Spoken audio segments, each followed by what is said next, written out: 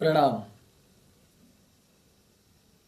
भारतीय धर्म दर्शन ने जहाँ एक और अध्यात्म की पराकाष्ठा की बात की है, जहाँ एक तरफ भौतिक दुनियादारी से अलग हट करके एक अलग ही संसार की खोज और तलाश के लिए प्रेरित किया है, वहीं पर उस अलग सी तलाश के बीच में कुछ ऐसी अनजानी और तलाशें निकल आती हैं जिनको देखकर अध्यात्म का स्वरूप बेहद विचित्र लगने लगता है। अध्यात्म जहाँ त्याग, बलिदान, करुणा, ममत्व, स्नेह, प्रेम जैसे तत्वों से भरा हुआ है, वहीं पर जब व्यक्ति साधना करने लगता है तो माया उसको भ्रमित करने लगती है, प्रकृति उसकी परीक्षा लेने लगती है। वैसी परिस्थिति में एक और तत्व भी है जिसने मनुष्य को सदा से आकर्षित किया है, आकृष्ट किया है, और वो तत्व है अप्सरा। लेकिन बहुत कम लोग ऐसे हैं जो इस तत्व को जानते हैं कि अप्सरा क्या होती है। साधारणतया आप पौराणिक व्याख्या देखें या साधारणतया आप किसी व्यक्ति विशेष से सुने तो अप्सराओं के संबंध में बहुत भ्रांतियां हैं। ये कहा जाता है कि देवलोक की वैश्याएं ही अप्सराएं होती हैं, जबकि ये पूरी तरह से एक गलत सिद्धांत है। अप्सरा एक योनि है।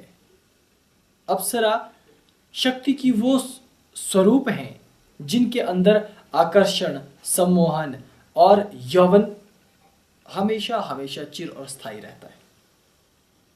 ये भी जो अप्सराएं हैं, अधिकांश अप्सराएं शक्ति का ही स्वरूप हैं। शक्ति ने देवताओं को मोहित करने के लिए, सृष्टि को मोहित करने के लिए और सृष्टि के कुछ तत्वों में आकर्षण की शक्ति उत्पन्न करने के लिए अप्सराओं का निर्माण किया था। अप्सराओं की उत्पत्ति के संबंध में पुराणों में अलग अलग कथाएं आती हैं। कहीं ये कहा जाता है कि विश्वामित्र ऋषि ने अपनी जांघ को रगड़ करके 7 अप्सराओं को उत्पन्न किया। कहीं समुद्र मंथन से किसी अप्सरा के निकलने का विवरण आता है। कहीं ब्रह्मा जी के द्वारा अप्सराओं के रचने की बात होती है, तो कहीं स्वयं विष्णु भगवान उन्हें अपने हृदय कमल से उत्पन्न करते हैं। और अधिकांशतया अप्सराओं का विवरण हमारे पुराणों में अथवा धर्म दर्शनों में विस्तार से कहीं नहीं दिया गया है। जहां भी उनका विवरण आया है वहां केवल इस संदर्भ को लेकर आया कि या तो वो इस पृथ्वी पर किसी ऋषि की तपस्या भंग करने आई हैं जब इंद्र के द्वारा उन्हें भेजा गया, या फिर जब वो स्वयं किसी ऋषि के प्रेम जाल में फंस जाती हैं या किसी ऋषि को अपना हृदय दे बैठती हैं, तो ऋषि के साथ समय व्यतीत करने के लिए अथवा किसी शाप की क्षतिपूर्ति के लिए वो पृथ्वी पर आईं और वो ऋषियों के साथ रहीं और उसके पश्चात वो लौट गई। लेकिन जब मैं कौल संप्रदाय की बात करता हूँ, कौलांतक संप्रदाय की बात करता हूँ और हमारी जो मौखिक परंपराएं हैं, गोपनीय परंपराएं हैं, उसमें जब हम अप्सराओं को देखते हैं तो ये जानकर आपको बेहद हैरानी होगी कि अप्सराओं को देवियों का दर्जा प्राप्त है। और अप्सराओं की संख्या जहां 52 से लेकर 64 के मध्य रहती है और प्रमुख 64 योगिनियों की भांति ही 64 अप्सराएं अथवा 52 अप्सराएं अथवा 60 अप्सराएं अथवा 70, 71, 72 तक अप्सराओं का विवरण नित्य आमतौर पर उनके नामों का प्रयोग किया जाता है। लेकिन जब मैंने स्वयं अपने गुरु के सानिध्य में और साथ ही मौखिक कौलाचार परंपरा को देखा तो ये जाना कि इस परंपरा में तो तकरीबन 300 से भी अधिक अप्सराओं के नाम शामिल हैं। और अप्सराओं का जो विवरण है वो देवियों की भांति ही है। यहाँ अप्सराओं को देवी मान करके उनकी साधना और आराधना की जाती है और अप्सराओं को सिद्ध करने का विधान है। हालांकि अप्सरा सिद्धि के विधान तंत्र और आगम निगम ग्रंथों में वैसे भी दिए गए हैं, लेकिन वहाँ जो छवि अप्सराओं की बनाई गई है वो बेहद निकृष्ट है। केवल ये कहा जाता है कि यदि आपको विलास करना है तो आप अप्सराओं को सिद्ध कर उनसे विलास करेंगे। लेकिन यहाँ 2 महत्वपूर्ण भेद हैं। अप्सराओं के कुल का जब मैंने अध्ययन किया और मैंने उस साधना को आगे बढ़ाया और अपने गुरु के साथ रहकर इस दिव्य तत्व को समझा तो बेहद रोमांचकारी तत्वों को मैंने जाना है अपने जीवन में। प्रथम कि जब आप किसी भी अप्सरा की साधना करते हो तो आप उसे मातृभाव अथवा अपनी इष्ट के भाव में देखकर ही साधना करते हो। जिस प्रकार महाविद्याओं के स्तोत्र, स्तवन, चालीसा, ध्यान, वंदन, आरती ये सब होते हैं, उसी प्रकार अप्सराओं के भी मंत्र, मंडल, आवरण, आवाहन, विसर्जन इत्यादि समस्त कर्मकांड होते हैं और उनके भी अलग अलग स्वरूप, उपस्वरूप होते हैं।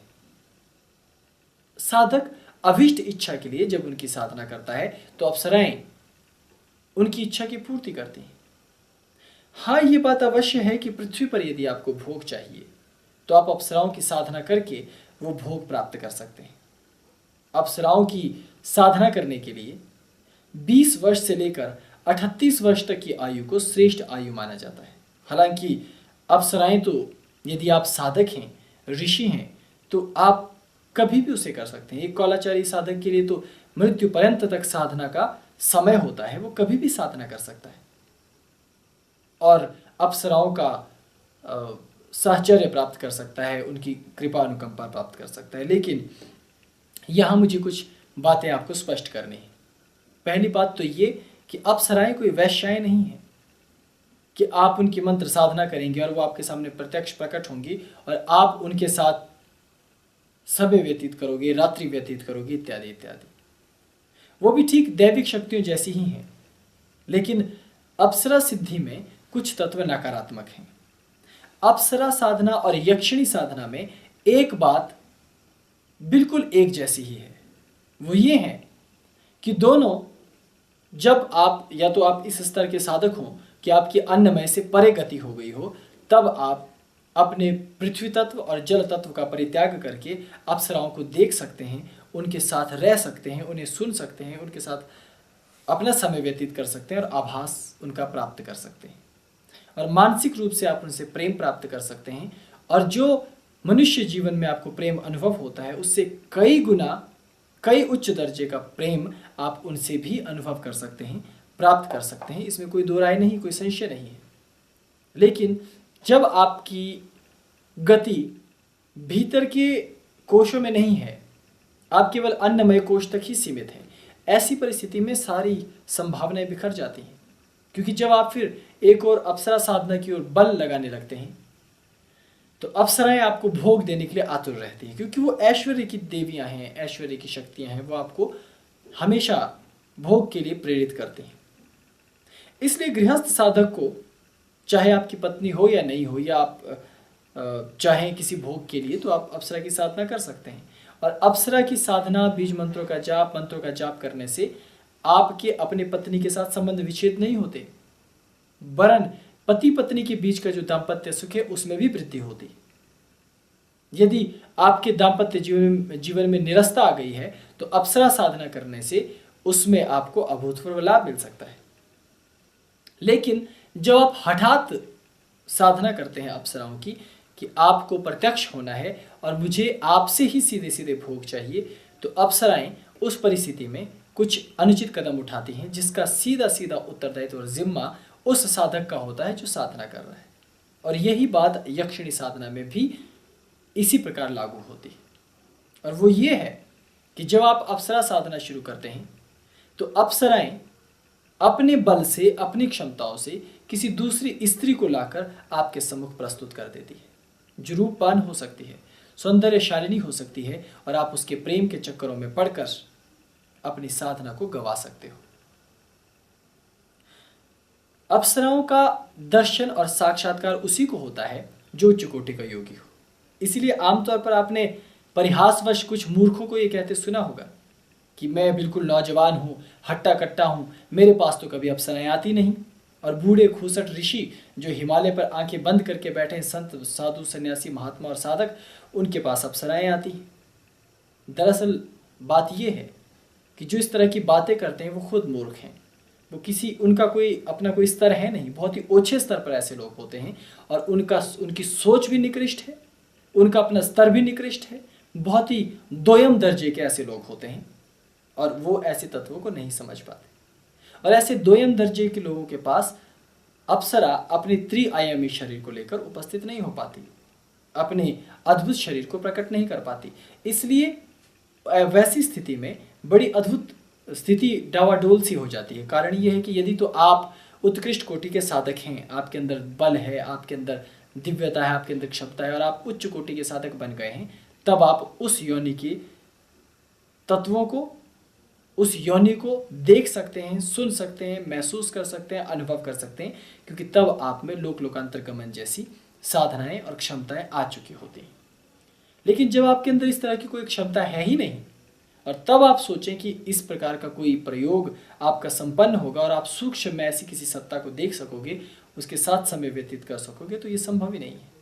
यही कारण है कि किसी मूर्ख व्यक्ति की साधना खंडित करने कभी कोई अप्सरा नहीं आती।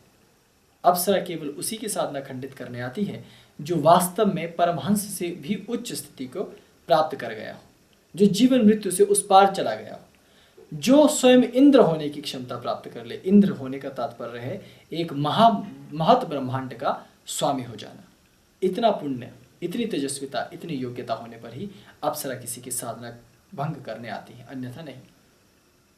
लेकिन यदि आप अविवाहित हैं, आपका विवाह नहीं हो पा रहा, आप किसी स्त्री से प्रेम करते हैं और वो मनोवांछित स्त्री आपको नहीं प्राप्त हो पा रही, क्योंकि जीवन बड़ा संघर्ष है। यहाँ पर भोजन के लिए संघर्ष करना पड़ता है, पानी पीने के लिए भी संघर्ष करना पड़ता है, अपने आप को जीवित रखने के लिए भी संघर्ष करना पड़ता है। शत्रु चाहे तो एक ही दिन में आपके प्राण हर ले। हर व्यक्ति चाहता है कि आपके पास अच्छी चीज़ें ना हो, अच्छी चीज़ें केवल उसी के पास हो। इसलिए अच्छी पत्नी हो तो उसी के पास, अच्छी प्रियतमा हो तो उसी के पास, और जीवन में प्रेम मिले तो केवल उसी को मिले। लेकिन आप साधना के द्वारा यदि आपके भाग्य में अच्छी पत्नी, अच्छी प्रेमिका और प्रेम के योग नहीं है, दाम्पत्य सुख के योग नहीं है, तो आपको अप्सरा साधनाएं करनी चाहिए। अप्सरा साधना करने से ये जरूरी नहीं है कि केवल अप्सरा प्रकट होकर स्वयं भोग देने लगेगी। अप्सरा साधना आपके जीवन को उच्च कोटि की बनाती है। और बहुत कम लोग ये जानते हैं कि यदि महिलाएं अप्सरा साधना करें तो उनके शरीर में विशेष प्रकार के गुण उत्पन्न होने लगते हैं, विशेष आकर्षण शक्ति पैदा होने लगती है, उनकी वाणी में सम्मोहन आता है, उनके नेत्रों में सम्मोहन आता है, उनके प्रत्येक कार्य और उनकी क्रियाकलाप बहुत ही अलौकिक आकर्षक होती हैं। उससे जहाँ भी वो जाती हैं समस्त संसार उनकी ओर आकृष्ट रहने लगता है। ये अप्सरा साधना का अद्भुत गुण है। जो स्त्रियां प्राचीन काल में अप्सरा साधनाएं करती थी तो स्वयं उनका शरीर, उनका पूरा रूप, यौवन वो निखर जाता था। लेकिन सिर्फ अप्सरा साधना का मंत्र ही जाप नहीं होता, उसके साथ योग का अभ्यास किया जाता है, कायाकल्प के सिद्धांतों का अभ्यास किया जाता है। अनेकों प्रकार की साधनाएं करने के साथ साथ अप्सरा साधनाएं जब महिलाएं करती थी, स्त्रियां करती थी, भैरवियां करती थी, तो वो बेहद आकर्षक और बेहद दिव्य होती थी। और पुरुष भी इसी कारण से मंदिरों में अप्सराओं को स्थान दिया गया, देवी देवताओं की सेवा में उनको स्थान दिया गया। और आज भी जो स्त्री बेहद आकर्षक, बेहद खूबसूरत होती है, उसकी तुलना अप्सराओं से की जाती है। क्योंकि कहा जाता है जहां मानवी का सौंदर्य, स्त्री का सौंदर्य समाप्त हो जाए, वहां से आगे अप्सराओं का सौंदर्य शुरू होता है। अर्थात उनका आकर्षण, उनका तेज, उनका उपस्थित होना ही अपने आप में बेहद आनंददायक, रोमांचक और अलौकिक होता है। इसलिए हमारे शास्त्रों ने अप्सराओं को हमेशा स्वर्ग से आते हुए ही दिखाया है। उसे इस प्रकार से कभी चित्रित नहीं किया गया कि वो हिमालय पे रहती हैं। आज तक किसी भी अप्सरा का वर्णन या विवरण इस प्रकार से कभी कहीं आपको नहीं मिला होगा और नहीं मिलेगा कि अमुक पर्वत पर कोई अमुक अप्सरा का मंदिर है, वो नित्य वहीं रहती है। जिस प्रकार हम कहते हैं कि माँ दुर्गा रहती हैं, या हमारे 108 शक्तिपीठ हैं, वहाँ वहाँ अमुक अमुक शक्ति निवास करती है, लेकिन इस तरह से अप्सराएं निवास नहीं करती। अप्सराएं कहीं दूर ब्रह्मांड, महत ब्रह्मांड में रहती हैं। लेकिन जब जिस स्वरूप में आप उनका आवाहन करते हैं, जिस भोग के निमित्त आप उनका आवाहन करते हैं, तो उनके अंदर वरदायिनी क्षमताएं होती हैं, तो वो तत्प्रकार का, उस तरह का भोग आपको देने में समर्थवान होते हैं। अप्सराएं बहुत सी हैं, पुष्पदेहा, कनकावती, मेनका और गांधारी, इस प्रकार से अनेकों अनेक उनके नाम हैं।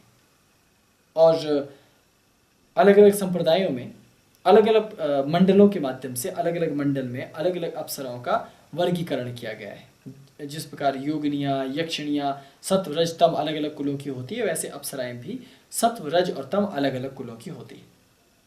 क्योंकि अभी मैं उनके नाम गुण ये सब आपको नहीं बताने वाला, क्योंकि ये मेरा भी विषय नहीं है। अभी तो मैं केवल साधारण परिचय आपको दे रहा हूँ ताकि आपके मन की भ्रांति दूर हो जाए।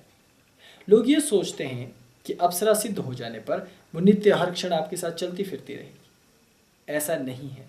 यदि आप अप्सरा साधना करते हैं तो आपको जीवन में ऐसी स्त्री प्राप्त होगी जिसमें अप्सराओं जैसे गुण होंगे। लेकिन हमें ये याद रखना चाहिए कि जीवन में कोई भी तत्व चिरस्थायी नहीं होता। इसलिए हमारे वेद पुराण शास्त्रों ने अप्सरा साधना इत्यादि को बहुत अधिक बल और महत्व नहीं दिया, लेकिन हमारे कौलांतक संप्रदाय ने, कौल पंथ ने इसे बड़ा महत्व दिया है।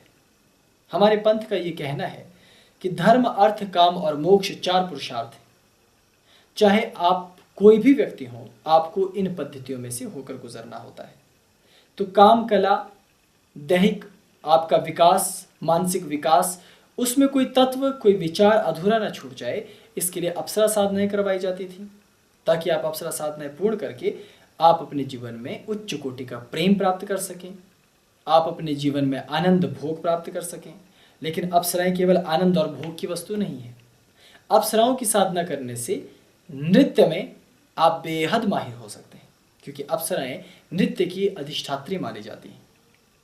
हालांकि स्वयं महादेव नट नटेश्वर प्रमुखतया सभी नृत्यों के अधिपति हैं, लेकिन उन्होंने अपने विविध नृत्यों को विविध विविध तत्वों में और विविध विविध योनियों में बांटा है।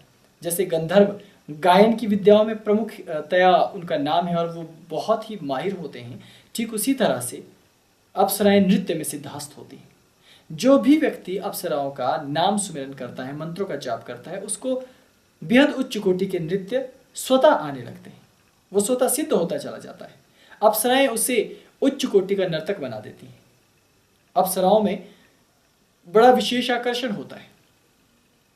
इसलिए प्राचीन काल में सम्राट, आधुनिक काल में राजनेता, अभिनेता, चिकित्सक, समाज सेवक या इस तरह के लोग जो बहुत सारे लोगों के बीच रहते हैं, अक्सर वो अप्सरा साधना, अप्सरा मंत्रों का जाप करते हैं ताकि भारी भीड़ को वो संभाल सकें और भीड़ उनको अपने एक आदर्श के रूप में देख सकें।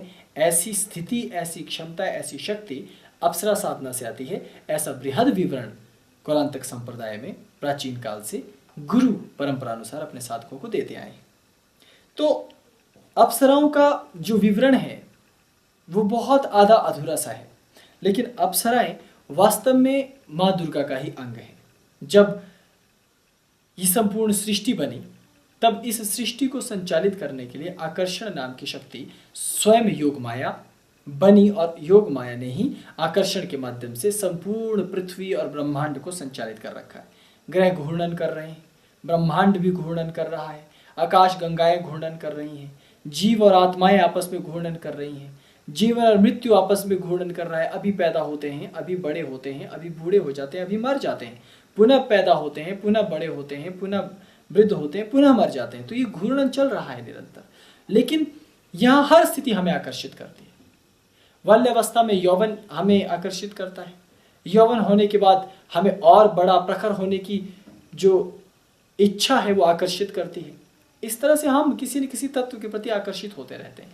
और ये जो आकर्षण है, ये योग माया ने बहुत सारे तत्वों में बांटा हुआ है। कुछ आकर्षण योगिनियों के पास है, कुछ अप्सराओं के पास है, कुछ अन्य योनियों के पास है। इस प्रकार से इन तत्वों का विभाजन किया गया। और लोग कहते हैं, जो अध्यात्म को गहराई से नहीं समझते, कि भारत का धर्म न जाने कैसा धर्म है, इतने देवी देवता, इतना शक्तियों का विवरण, आखिर ये सब प्रपंच क्यों है? ऐसा तो केवल आप तभी सोच सकते हैं जब आपकी बुद्धि बहुत कम और ओछी हो, क्योंकि आप सिर्फ एक पृथ्वी को देख रहे हो, आप केवल अपने गांव या समाज को देख रहे हो, जिसे देखकर आपको लगता है कि इस एक गांव को तो एक देवी देवता चला सकता है। लेकिन भारतीय धर्म ने, हिंदू धर्म ने, महाहिंदू धर्म ने, कौल संप्रदाय ने, कौल मत ने केवल आपके गांव, आपके भारत या आपकी दुनिया, आपकी पृथ्वी को ही प्रमुखता नहीं दी है, वरन संपूर्ण ब्रह्मांड की अनेकों अनेक पृथ्वियों, अनेकों अनेक आकाश गंगाओं, अनेकों अनेक ब्रह्मांडों का दिव्य दर्शन प्राप्त कर उनकी देवियों, उनकी शक्तियों और ब्रह्मांड को मूलतः चलाने वाली सभी देविक शक्तियों को जाना है, माना है और उनको देवी देवताओं के रूप में प्रतिष्ठित किया है। ठीक उन्हीं में से अप्सराएं भी प्रमुख हैं। हाँ, ये बात जरूर है कि उनकी इस आकर्षण शक्ति का और भोग देने की अद्भुत क्षमता का प्रयोग हमेशा मनुष्य ने अपने हिसाब से उल्टे कामों के लिए और विपरीत कार्यों के लिए ही किया है। और इसमें कोई दो राय नहीं कि बड़े से बड़ा व्यक्ति भी अप्सराओं के चंगुल से बच नहीं सकता। बेहद जटिल है, बेहद जटिल। आप और हम तो ऐसे तथ्यों के बारे में सोच भी नहीं सकते। इसीलिए कौलांतक संप्रदाय ने कहा कि अप्सराओं की वंदना करो, उनकी साधना करो, उनको अपने इष्ट के रूप में साधो। अगर आप अप्सराओं को अपने जीवन में साध लेते हैं अपने इष्ट के रूप में, तो आपकी साधनाएं कभी खंडित नहीं हो सकती। कोई स्त्री आपको लांग कर नहीं जा सकती, कोई स्त्री आपका बाल भी बांका नहीं कर सकती, क्योंकि तब अप्सराएं स्वयं आपको अपने सुरक्षा चक्र में रखती हैं। क्योंकि जो स्त्रियों के अंदर स्त्रैण तत्व हैं वो भगवती ने अप्सराओं से ही लेकर महिलाओं में डाला हुआ है। और ये स्त्रैण तत्व तब समाप्त हो जाने लगता है जब स्त्रियों को एक समय में एक स्थिति आने के बाद जब गर्भधारण की क्षमताएं उनकी समाप्त होने लगती है, अर्थात उनका महास्राव, महाममत्व धीरे धीरे कम होने लगता है और अंततः बंद हो जाता है। ज्यों ही उनका महास्राव बंद हो जाता है त्यों ही वो स्त्रैण तत्व उनका धीरे धीरे धीरे कम होने लगता है। और भारतीय धर्म दर्शन और पीठ की मान्यता के अनुसार, कौलांतक संप्रदाय की मान्यता के अनुसार, जब स्त्री वृद्ध हो जाती है तो उसका स्त्रैण तत्व नष्ट हो जाता है। वैसी स्थिति में वो स्त्री नहीं कहलाती, फिर वो स्त्री होते हुए वृद्धा नाम के एक अलग तत्व से विभूषित होती है। वृद्धा का अर्थ बुढ़िया नहीं होता है, वृद्धा का तात्पर्य होता है ज्ञानवान, चेतनावान और दिव्य अनुभवी व्यक्तित्व स्त्री। तो स्त्रैण तत्व जो उसकी विशेषता होती है वो बालिका में भी नहीं होती। इसलिए जब वो युवा होती हैं उसके पश्चात ही उनके भीतर स्त्रैण तत्व आता है, जो कि अप्सराओं के द्वारा दिया गया होता है। इसलिए ये कहा जाता है कि जब स्त्रियों में यौवन आता है तो वो अप्सराओं से प्रेरित होती हैं और उनका संपूर्ण शरीर, उनका व्यक्तित्व, उनका प्रत्येक अवयव अप्सराओं द्वारा प्रेरित होता है। इसलिए जिस पुरुष ने अप्सरा तत्व को समझ लिया या जिस स्त्री ने अप्सरा तत्व को समझ लिया तो वो अपने जीवन को पूर्णता से और समग्रता से समझ सकते हैं। यदि पुरुष ने अप्सरा साधना कर ली, कोई भी अप्सरा साधना, और यदि वो उसे सिद्ध हो गई, तब वो स्त्री के आकर्षण से मुक्त हो जाता है। वो संपूर्णता से स्त्री को जान जाता है, स्त्री से संपूर्णता से प्रेम प्राप्त कर लेता है और स्त्री के संपूर्ण रहस्यों को जान जाता है। और जो स्त्री अप्सरा साधना संपन्न करती है उसके भीतर अप्सराओं के गुणों में वृद्धि होती है, उसका स्त्रैण तत्व बहुत अधिक बढ़ जाता है और ऐसी स्त्री बहुत बड़े बड़े वीरों के लिए भी दुर्लभ स्त्री मानी जाती है। उस स्त्री को प्राप्त करने के लिए बड़े बड़े राजा, महाराजा, सम्राट और सम्राटों से भी आगे योगी जन, संत, महात्मा भी व्यग्र रहते हैं कि हम इस स्त्री से कब विवाह करके इसे अपने पास लेकर आएंगे। आमतौर पर हालांकि अब कलयुग है, अब तो हमारे यहाँ वैष्णव मत आने के कारण या अन्य मतों के आने के कारण न जाने क्या हुआ इस देश में कि अब लोग ये सोचते हैं कि जो साधु सन्यासी हैं वो तो विवाह नहीं करते या उनका स्त्रियों से कोई लेना देना नहीं है। और अब कुछ वर्षों में मैंने ये देखा कि जब साधु सन्यासियों के आसपास स्त्रियां रहती हैं तो लोग उसका विरोध करने लग जाते हैं। अब इन मूर्खों को कौन समझाएगा कि ऋषि मुनि और साधु सन्यासी महात्मा इसलिए विवाह नहीं करते थे क्योंकि उनकी दाल किसी आम स्त्री से नहीं गल सकती, क्योंकि ना तो आम स्त्री में दैहिक बल उतना है, ना ही तपोबल उतना है, ना ही मानसिक बल उतना है कि वो किसी ऋषि मुनि या महात्मा के साथ जीवन यापन कर सके और उनके साथ अपना जीवन आगे बढ़ा सके। इसलिए संत महात्माओं को जब योग्य स्त्रियां नहीं मिली तो उन्होंने एकाकी जीवन जीना श्रेष्ठ समझा और वो एकांत में रहने लगे। लेकिन लोगों ने इसे परंपरा मान लिया, जबकि ऐसा नहीं है। यदि किसी स्त्री ने अपने जीवन में अप्सरा जैसी साधनाएं की हों तो उसको प्राप्त करने के लिए राजा, महाराजा और बड़े बड़े लोग, धनाढ़ लोग अपना पूरा प्रयास करते हैं। लेकिन यदि अप्सरा साधना से संपुटित कोई स्त्री हो, वो ये जानती है कि धन, वैभव ये सब तो क्षण भंगुर है, सौंदर्य भी क्षण भंगुर है। ऐसी स्थिति में वो किसी ऐसे पुरुष का चयन करने की कोशिश करती है जो उच्च कोटि का साधु हो, सन्यासी हो या महात्मा हो। इसलिए प्राचीन काल में अप्सराएं ये प्रयास करती थी कि संतों को रिझाया जाए, ऋषि मुनियों को रिझाया जाए और उनके साथ रहा जाए। और बहुत सी अप्सराएं ऋषि मुनियों के साथ रही और बाद में ऋषि कन्याएं बन करके उन्होंने अपना जीवन साधनामय किया। तो ये एक प्रणाली थी। तो आज भी हमारे देश को, हमारे लोगों को और विश्व को समझने की जरूरत है कि महाहिंदू पंथ, महाकौल पंथ और हम ना तो साधु सन्यासियों को विवाह करने से रोकते हैं, ना ही साधकों को विवाह करने से रोकते हैं, ना ही गृहस्थी को विवाह करने से रोकते हैं। हर व्यक्ति भोग प्राप्त कर सकता है, हर व्यक्ति अपनी इच्छा से दिव्यता प्राप्त कर सकता है, लेकिन इन सब रहस्यों को आप ऐसे एक बार में नहीं समझ सकते। ये सारे रहस्य अप्सराओं से जुड़े हैं, ये सारे रहस्य भोग से जुड़े हैं और भोग की देवी, भोग की अधिष्ठात्री अप्सराएं। इसलिए अप्सराओं को समझने के लिए आपको और प्रतीक्षा करनी होगी। क्योंकि मेरे पास आज समय कम है, इसलिए मैं आपको इसके विस्तार में नहीं ले जा रहा। भविष्य में अप्सरा साधनाएं कैसे होती हैं, अप्सराओं के कौन से मंत्र हैं और किस यंत्र के माध्यम से आप मूल अप्सरा शक्ति को प्राप्त करने और अप्सराओं की शक्ति को, अप्सराओं की साधना को करने के अधिकारी होते हैं, इन तत्वों को लेकर प्रस्तुत होऊंगा।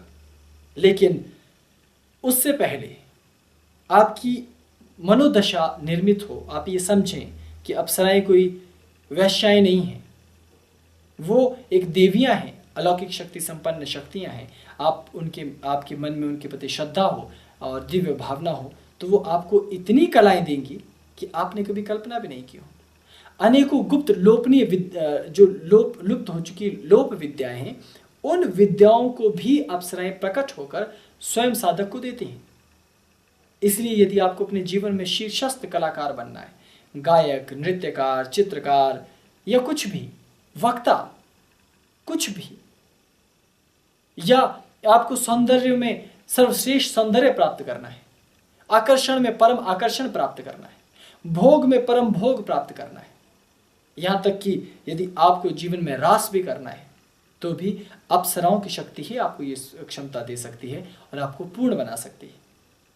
लेकिन अप्सरा तत्व क्योंकि सूक्ष्म है और आमतौर पर जब भी आप वेद पुराण शास्त्र पढ़ते हैं उसमें आगम निगमों में बहुत छोटे में और संक्षेप में कहा गया होता है कि अमुक अप्सरा को सिद्ध करने से इतना स्वर्ण मिलेगा, इतनी स्वर्ण वो आपको देकर जाएगी और इसके पश्चात इतना वो आपको उपभोग देगी, भोग दे सकती है वो आपको। लेकिन स्पष्ट शब्दों में ये नहीं कहा कि भोग कैसे देगी, क्योंकि आपके पास तो अन्नमय कोश है।